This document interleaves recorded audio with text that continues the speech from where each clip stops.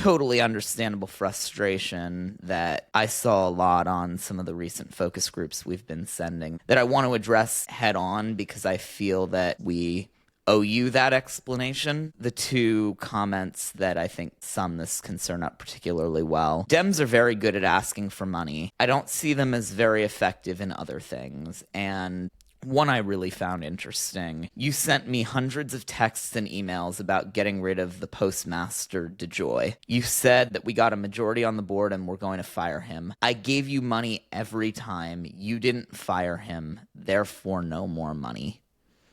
Something that I want to remind people, because I saw this trend through not just this focus group, but through every focus group that we've done, is that we, New Digital Now, we are not the Democratic Party. I know both of us have worked somewhere within the Democratic Party on a national level, and we are doing what we can to try and get thoughts from all of you to put on our platform that we are building that hopefully the Democratic Party will notice. But we're not the Democratic Party. We wish we were. We would fix a lot of things, but we're not. And if you support us, we'll be able to do more good in the party. And it's so funny as we're talking about this, I just got a scammy text message that said, your zip code post office closes. Need 587 more signatures before midnight to save the post office.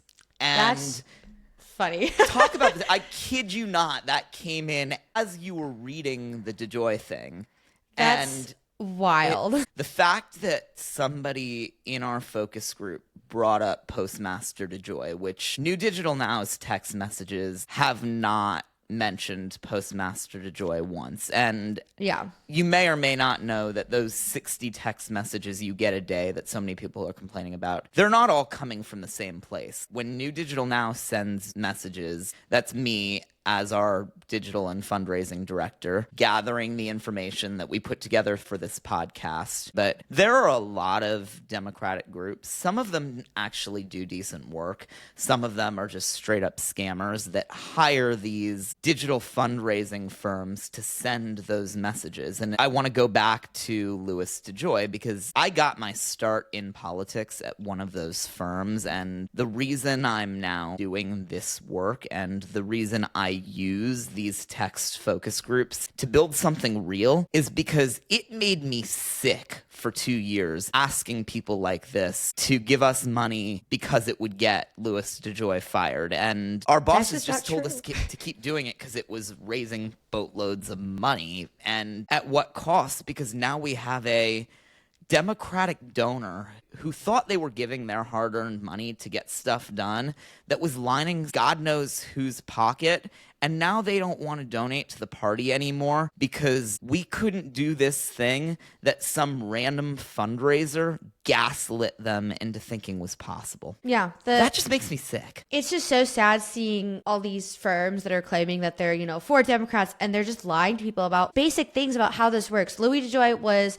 appointed to, I don't remember how long the term was. There is nothing that Democratic firms can do. That's something that Congress and the president has to do. That's only the beginning of the problem, though, because the bigger issue is a lot of people ask, why don't Democrats have a counter to right-wing media? Why don't we have a way to channel our supporters? And the reason is because instead of being strategic and tactical about what messages we send to our people, we blow up our supporters' phones 10, 15, 20, even 60 times a day with these ridiculous fundraising texts, and we decide what messages to send based on which ones are raising the most money. So the reason we're talking about Louis DeJoy is because these fundraisers have scared our audiences into thinking that the post office is going to go away, and so they give more money. And God, I even saw a story on CNN that some of these people clicking on them have dementia and didn't realize they already donated, which is also why in every message we send, if you've already donated to us, first, thank you. We couldn't do what we do without you. And yes, thank you. The reason we ask for money is because we don't want to be influenced by big special interests who want to censor what you have to say. And in order for your voice to truly be your voice, it has to be funded by you. Yeah, and one of the things we're super proud of is that our average donation is like $14 and some change. And it's been like that for, I think, since we've started, which has been so great. That's something that I am so, so proud of. At the same time, we mention in every message, we thank donors for donating so that you know you've already donated, and we know you've already donated. And even if you don't want to give more, we still want your input on the focus group. Like, hit no thanks, I don't want to donate today could also mean no thanks, I've already donated. And we give you the option. We make it super easy for a couple reasons. First, because for the people who can continue to donate, we see you too, those repeat donors who really are the lifeblood of what we do. But also, part of what we're doing is we're building the technology to make it easier for down ballot local candidates to raise more money. And what you're using here is a test of our new technology, because it's clear that TikTok isn't going to help us. Facebook, Meta, they're helping Trump. So